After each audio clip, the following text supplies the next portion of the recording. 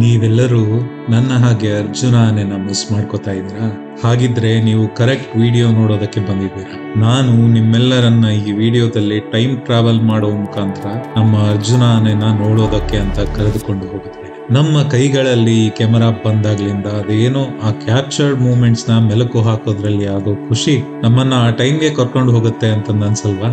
ಮೈಸೂರು, ಆಹಾ, ಹೆಸರಲ್ಲೇ ಎಷ್ಟು ನೆಮ್ಮದಿ ಮತ್ತು ಪ್ರಶಾಂತತೆ ಇದೆ ಅಲ್ವಾ?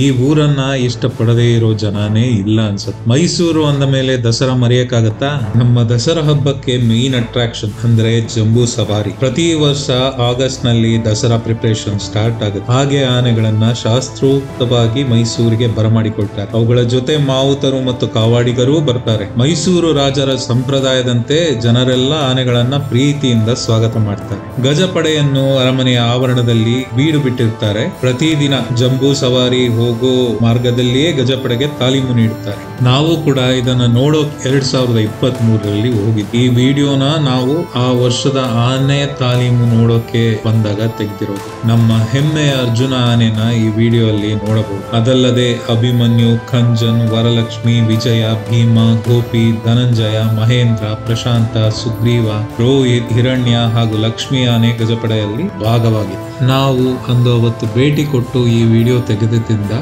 ಒಂದು ತರ ಟೈಮ್ ಟ್ರಾವೆಲ್ ಮಾಡಿ ಅರ್ಜುನ ಆನೆನ ಮತ್ತೆ ಭೇಟಿಯಾಗುವುದನ್ನ ನೋಡಬಹುದಾಯಿತು. ನಿಮಗೂ ಈ ವಿಡಿಯೋ ನೋಡಿ ಅರ್ಜುನ ಆನೆನ ಮತ್ತೆ ನೋಡಿದೆ ಅಂತ ಅನ್ಸಿದ್ರೆ ಲೈಕ್, ಶೇರ್ ಹಾಗೆ ಸಬ್ಸ್ಕ್ರೈಬ್ ಮಾಡಿ.